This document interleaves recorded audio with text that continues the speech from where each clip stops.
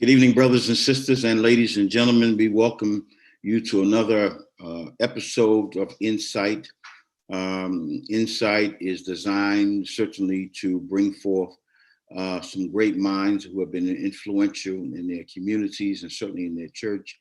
And it allows us to be able to hear those of us who are not only in church, but also those who work in various parts of the community that would give insightful information, certainly as it relates to their thoughts and how they add to ministry. We are thankful to have you now, brothers and sisters. For those of you who are tuning in, please know whatever you text, I can't see it.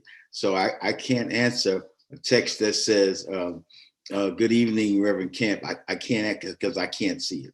And if I was to be able to see all that, it would distract me from what I'm doing. So I just want to say good evening. I want to say good evening to the Brown Memorial Baptist Church, for those of you who are tuning in. Good evening to the Bethlehem Nation. Good evening to those of you in the Jewish community who have watched. Good evening to those in the Islamic community who have watched. And good evening to those in the Hindu community. And I say to all of you, Shalom, Assalamu Alaikum, and Namaste. God bless you all. And tonight, brothers and sisters, is a person I've always admired over the course of the years, the Reverend Dr. Clinton Miller, who is my homeboy from Brooklyn. And let me just say this about Reverend Miller. You know, Biggie Smalls grew up around the corner from where he lived. So you need to know that this is as Brooklyn can get, and the Reverend Clinton Miller. So we're thankful. You also see, brothers and sisters, as we will post up periodically, his Cash App. And for those of you who will be a blessing to him, we greatly appreciate that. Good evening, Dr. Miller. Pastor Camp, how are you this evening? Happy New Year. Happy New Year to you too, sir. It's always good to see you. It's always good to see you when I can see you. And it's always good to hear you. And we're thankful for you coming on. Pastor Miller, even before I go into what we're going to discuss, because there's going to be a lot to discuss tonight based on what this day has brought us. And so even though we have things down to discuss, we will get into that area, which will be a lot of discussion as it relates to people's anxiety and certainly how they feel. But before I even do that, I just want to ask you, your early years and moments in ministry, what was that like? Well, first of all, let me just thank you, Pastor, for inviting me onto Insight. I think it's an ingenious and a novel where we've been forced to engage in Zoom virtual meeting and virtual ministry. So I count it a blessing and an honor to be invited on Insight. Thanks for the invite. I didn't really have a certain numerical or chronological year where I first started to feel the call to preach. I always knew I was raised, my parents, they were social workers. So every evening at the dinner table, we would hear stories about how someone had to be helped. So it just kind of came naturally to me that I was put here to help, to make the community better than it is when we find it, is one of our purposes in my life. How long have you been at Brown Memorial right now, Pastor Miller? This coming March, in 2 months, will be 20 years. Man. So started, time flies, right? It does. It really does. In March of, officially, my starting was March of 2001, rather. I started preaching my first 2 or 3 sermons in October here at Brown after I had the blessing of being called by the Brown Memorial Baptist. It's been quite a journey, and I've been blessed to have the opportunity to preach to the good people at Brown Memorial Baptist Church and in and around the tri-state area, even up and down the Eastern Seaboard to preach, Chicago, Atlanta, and it is a pleasure. Pastor Miller and I were born in the same hospital in Brooklyn, although different years in defense of him.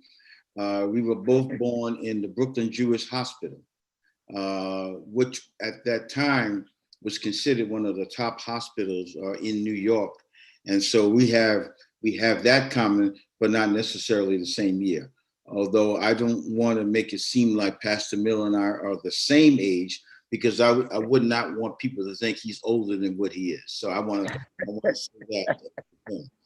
Now, Pastor Miller, let me ask you this: how do you see or view church in these times? This immediate time that we're living in. Right. We just had an abbreviated Bible study on Zoom a few moments ago, and one of our members pointed out that one of our major concerns is, especially during this environment of COVID, especially during this environment where there's political upheaval, economic uncertainty, unemployment. Yeah. We really have to guard not only our souls and our spirits, but we have to guard our minds, because this amount of pressure is pushing people to the edge and to the brink. So I think especially now, the church has to be relevant by announcing, and not just announcing to come in, but we have to actually go out, gone are the days when we can expect people just to come to church, because there are a lot of people who are skeptical of organized religion, and we have to take that in consideration when we're trying to evangelize, especially during this pandemic, and especially due to what we saw today in Washington, D.C. Yesterday was a great day. A friend of ours, Pastor, the Reverend Raphael Warnock, was elected, as we all know, to be the first Black United States Senator to represent Georgia. Yeah. And we work together at Abyssinian Baptist Church. So we're all pleased and proud of his progress and the progress of the state of Georgia. And not more than 24 hours later, we had to deal with seeing what we saw on television today regarding the confusion of the electoral vote. And we wouldn't even call it protest. What's going on down there right now is unlawful activity centered around property destruction. Yeah, that I forgot that Dr. Am I pronouncing his name right? Warnock. I forgot that he was at the Abyssinian Church. You're absolutely right, Dr. Miller. So yeah, that's a proud moment, certainly for Abyssinian community, for Harlem, and for all of us. Right. That a brother like that gets elected. That's really great. Even though they were, they spent so much time with that back and forth, and it almost looked like he was not going to get in. I thought there was going to be some okie dokes. And Pastor Miller, of experiences in the African American community, we're used to being bamboozled and okie doke. That is not making excuses, but that's just really how it goes. Now, considering the falling away of members in our churches, in your observation, what will be the state of young people in the church and communities that we serve? We not only have to go to where they are, but we have to allow them entry into the church, and not just to come to church for worship services, but we have to move aside, if you will, and give up some of our positions, speaking of people who've been in the church for years, 30, 40 years, and make room for them. Yes, sir. Because they do have a lot to offer. Even as far as what you're doing right now, I'm sure that you have members of your church that are helping you with technology, with Zoom. We can't do it all ourselves. So I think now is a time where we're forced to go out and find young people, young adults, and allow them to feel comfortable in the church. And if we're going to do that, we have to come to terms and come to grips with some of the things that always have been accepted in church. Church is not how it used to be, and we can't treat it how it used to be. I'm concerned with the latest protests, not the confusion we saw today, but this past summer with the Black Lives Matter movement and those protests. how do we make amends, or how do we allow that movement to feel comfortable about church? Because if we're honest, the Black Lives Matter movement intentionally stays away from organized religion. And we have to find a way to be creative, to be understanding, to be compassionate. And if we're going to do that, we're going to see some things. Now, we've seen it all in church. We're going to really see some things that we're not used to seeing in church if we're going to evangelize the likes of the Black Lives Matter movement and those young people who are just unchurched. We have 3 generations of families who are unchurched, and we're not going to get them and attract them by doing church the way it's always been done. When you brought up about the Black Lives Movement and staying away from organized religion, it's in some ways, Pastor Miller, by you bringing that up, I did think about the Nation of Islam, which, of course, in the 20s, 30s, 40s, and 50s, many of them came out of one of 2 places, the prison or the church. And the difference was that those who were in the Nation of Islam still respected the church because many of their parents were not only in the church, but many of their parents were preachers and evangelists. I mean, Malcolm X is our most noted example, that his father was a Baptist preacher.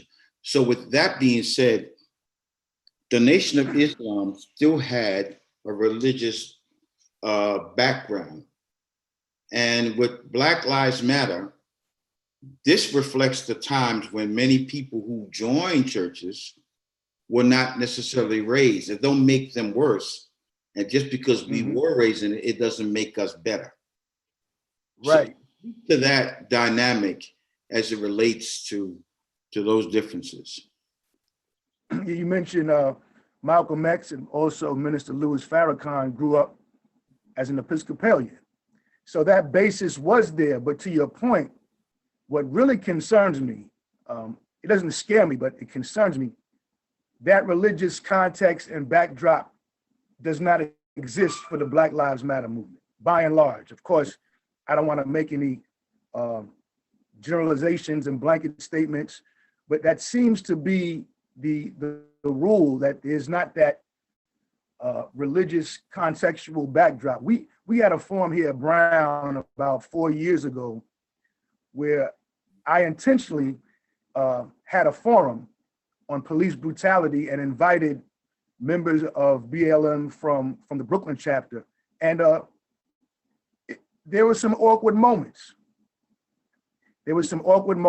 And we just have to, as I said before, come to grips with some of the views that they may have that have not always been consistent in the church. And we really have to stretch ourselves, because if Black Lives Matter, all Black lives matter, regardless of a person's lifestyle, regardless of, and quite frankly, that's going to be a very difficult undertaking to deal with within the church. Yeah. But doable. Yes, sir. Do you see because I can't say that I know the entire economic situation in our communities in this country, but do you see somewhat a pullback or reversal of gentrification because of COVID-19, or basically it will continue as is? I wouldn't say a reversal. I think this pandemic has slowed down gentrification, just for quality of life issues. A lot of gentrifiers moved here because New York is New York. Brooklyn is now the place to be. But now the housing is unaffordable. Yeah. People are cooped up, living on top of each other, paying exorbitant rents for small apartments. The school system is not what it can be or what it should be. And my observation is that you've had these gentrifiers come in, by and large, young white people from the Midwest, from upstate New York, Pennsylvania, generally outside of New York. And then they meet someone they fall in love with, they get married, and now they have a growing family in a place like Brooklyn where there's a pandemic. People are moving out. They're moving back to the places where they came from. I've always maintained that this whole idea of gentrification is dangerous, especially to our churches, because they're moving into the neighborhoods where our churches are, and they don't go to church. And in some cases, they don't even have a respect for the church. Some of them walk their dogs and let their dogs go to the bathroom in front of the church, and they don't clean it up. And we've had some encounters with some very rude gentrifiers, and we've just had to plead the blood of Jesus. So I wouldn't say COVID has reversed the tide of gentrification, but it has slowed it down. Now, with the mind that you have, and I have to ask this question, and this is with respect and admiration to you personally. Why have you not written a book by now, Dr. Miller? Well, I'm glad you're pushing me on that, Pastor, because I have a devotional book that I've been working on for 2 or 3 years, 4 years actually, and it's time to just put it together and put it out there. In 2008, I had surgery on my spine, and the doctor said I had a severe case of spinal stenosis, and if I didn't get surgery on my C5 through C7 section in the back of my neck, in 6 months, I'd be in a wheelchair. So I said, Doc, let's get it on. Let's get on. And that experience caused me to think about a book that would be an endeavor for a devotional for people that have health issues, for people that just find out that they have to have surgery, just going through a surgery, or have a medical condition, and how God speaks to us through medicine and through our experience, such as a surgery. It was a life-changing experience. It seems so. Well, at least it's very gratifying to know that there's something in the process of you, because you've always been certainly a great thinker. So I'm thanking God for that, and I can't wait until that comes up. Now, let me ask you this: are we living in a more divided country? Well, obviously, it would be yes, and world. Is it more divided than you've ever seen it in your lifetime? In my lifetime, I would say so. That what's going on now is a very tenuous time, especially with the rhetoric that's coming from the far right. I think that moderates, political moderates, and progressives have to be very responsible and very staid, not to engage in such rhetoric that's going to cause events like today to happen. The Black church and our ministries have always, throughout the history of America, have been the conscience of America. And I think we really need to revisit the Black church being the conscience for America, because you don't hear the voice of reason and the voice of right from many of our elected officials. You hear from some of them prophetically, but the Black church now has to re-engage itself to do what it's always done, but to find new ways and innovative ways to do it, to speak to the conscience, the spirit, and the soul of America, because it is a very divided time that we're seeing in this country right now. My guest this evening is the Reverend Dr. Clinton Miller, the pastor of the Brown Memorial Baptist Church. Brothers and sisters, as the Cash App flows to the screen, we're asking that you would certainly, even now, be a blessing to Reverend Miller. I want to just take this time about 3 books that's out, because I'm saying that because we have this author, this future author coming up, Sis I See You by the Reverend Tisha Dixon Williams, the pastor of the First Baptist Church of Bridgehampton, and A Rose in a Dark Place, written by Tamika Ridley, Poems for the Soul. Tamika Ridley has done an excellent job, as did Tisha Dixon Williams. And then we have The Truth About Submission by the Reverend Herman Washington. And those are 3 books that you can have certainly for your library and as it comes up. Now, I want to ask you this, Pastor Miller. There is, some people can remain friends with it, but then there are those who have a strain with it. Among clergy, how do you see evangelicals, not just the white ones, but the Black ones as well?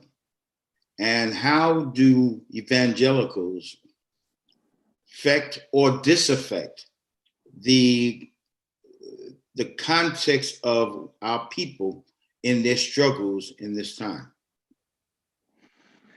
I think that's somewhat related to your prior question about division in America. So within our religious, within mainline Protestant Christianity, you have a division of evangelicals, white evangelicals, mainly from the South and the Southwest, I think have a vision of Jesus and a definition of that is far different from the Black church.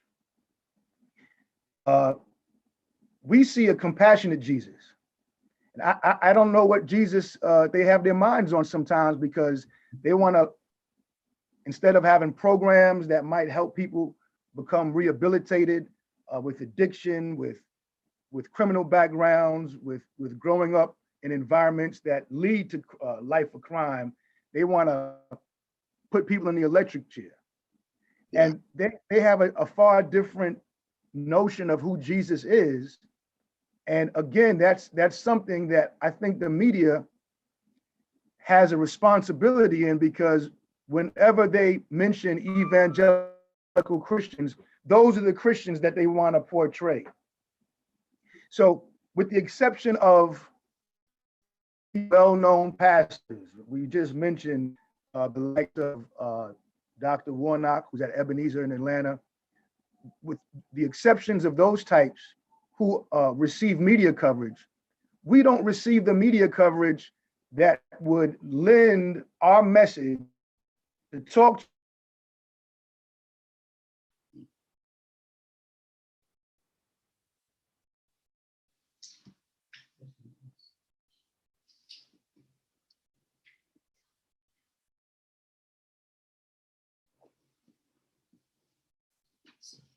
Yes, I got to unmute it. Yeah, there we go. Okay. When you talked about evangelicals, I also couldn't not think about, I guess in a different way, John Brown during the time of slavery. John Brown felt he was doing the will of Jesus by coming against the system of slavery and killing people who were slave owners. Yet he thought he was doing the will of our Christ, but his passion for that was undeniable. Mm-hmm. Mm-hmm. So yeah, that Harper's Ferry, Virginia. Yeah, that was so that's something. And I wonder if at times if evangelicals based it on, John Brown and others like that, or Henry David Thoreau, who was really Henry David Thoreau, as you said, was basically the pretty much the predecessor of civil disobedience. So right, that's one thing. Now, with today's protest, I got to tell you, when I saw it today, well, I'll tell you privately what I was about to do. But with today's protest, does this set the tone for another civil war in America? I think as students of history, we recognize things in America happen in cycles. So even before I respond to that, one of the other things that I notice about evangelicals is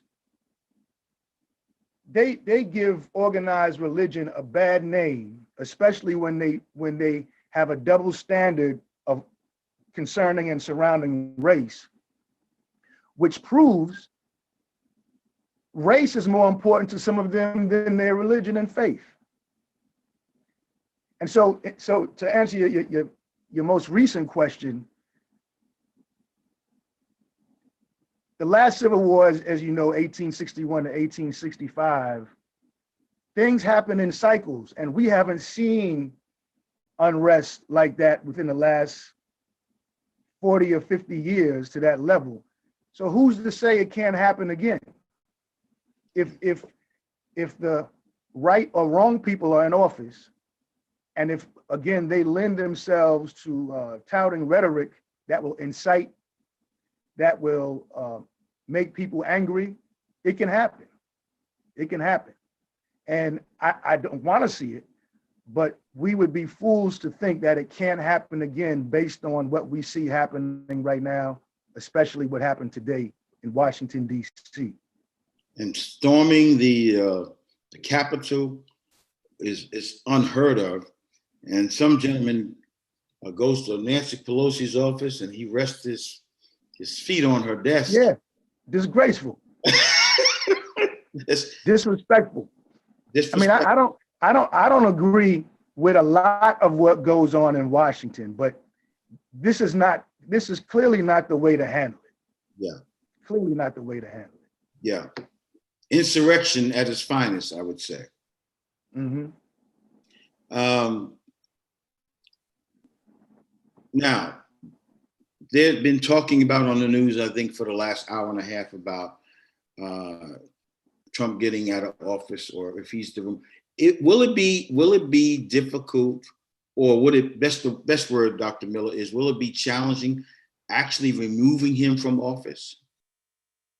And the only reason why I asked that question, I asked that question based on just the police or the law enforcement acting so casual when all of that took place. I can't imagine, after seeing what we saw today, it being more difficult. I think he's going to have to leave. They're going to confer and they're going to certify the results of the Electoral College, and he'll just have to leave. I can't see him trying to physically stay in office. Now, that will start a civil war. And again, we've seen a double standard in how the police have handled what happened today with restraint, as opposed to non-restraint this past summer when there were Black protesters around the country. And it was two totally different playbooks on how the police handled themselves regarding the Black Lives Matter protests and regarding the Proud Boys and the white supremacist groups that we saw in insurrection, to use your word, today. Now, let me go down a little further than the step down from what I was going to ask you, but all of that kind of lines up what you pretty much said before. Now, like everyone else, every church making adjustments and things of that nature, and how are you and the great people of Brown Memorial in the midst of pandemic and unrest in this country? How are you all adjusting? Well, it is a major adjustment. Of course, our numbers have gone down because we can't expect people to come to church like they did. We're following proper protocols with social distancing. We're taking temperatures when people come in, we're contact tracing, and we're asking everybody to wear masks. And so far, people have been cooperative, so we're getting through it. But of course, financially, it's been a strain on us. It's been a burden because we're not bringing in the revenue pre-COVID that we were used to bringing in. but the Lord still provides, and we find a way to pay our bills. And we may have to research how to get involved with the PPE. If the longer this pandemic lasts, we might need some extra help. I'm just being honest. I have nothing to hide. Sometimes some pastors try to act like things are a lot better than they are, Yeah. but we're not in a position to, there's no use, and there's no,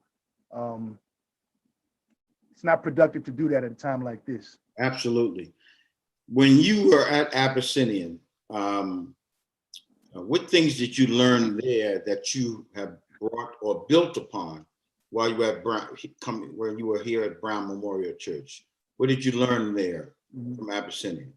Of course, the different aspects of ministry. Of course, the priestly functions, for us to serve communion, do baptism, visit the sick in the hospital, to preach, but also the prophetic function to go outside of the church and to hold institutions, hold political candidates and elected officials accountable. And that's how we get involved with some of these fights that might seem a little big for us to fight. But one time there was an occasion when we had to protest the Atlantic Yards development, early 2000s, starting in 2002. Nobody wanted to protest something that featured Jay-Z and Beyonce and the Nets coming. I didn't have a problem with the Nets, and I don't have a problem with the Nets being here. As you know, I played basketball in college. I love the game. That's right. But the way they did it was all wrong. They used public dollars for private profit.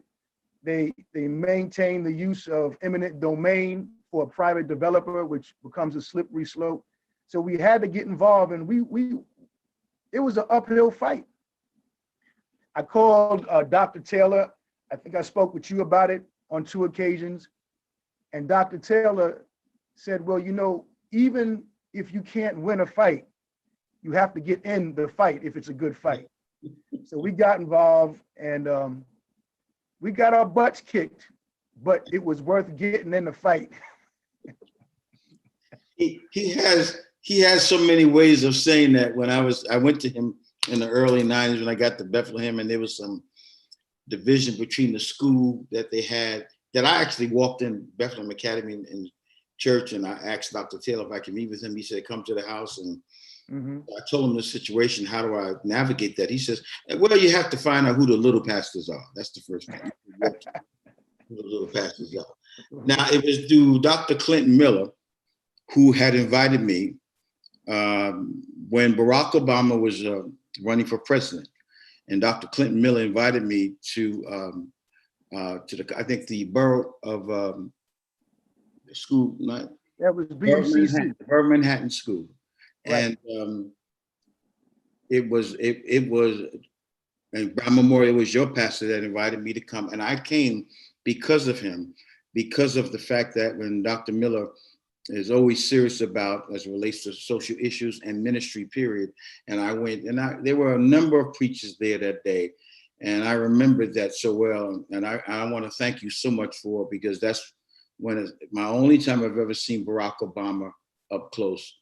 So I want to thank you for that, Dr. Miller. No, thank you for coming. It was again a privilege, always a privilege to fellowship with you and the Bethlehem nation. And that was a major opportunity for us, because a lot of people just thought that Hillary Clinton was going to get the nomination and win the presidency. But we went out on a limb and things worked out. But that even shows you the limitations of politics. Yeah. Because we still have problems that we're dealing with after the election of a Black president. Because he said at that meeting, I don't know whether you remember, but he said out of his mouth, I'm not running to be the president of Black America. I'm running to be the president of the United States.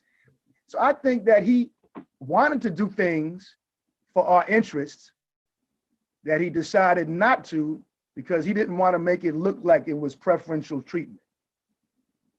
And because you were one of the hosts, he asked the question around the room, anybody have anything to say? And really I think we were all so in awe of him, and no one would say anything. But of course I had to ask. But it was Reverend Conrad Tillard who asked him a 5-part question.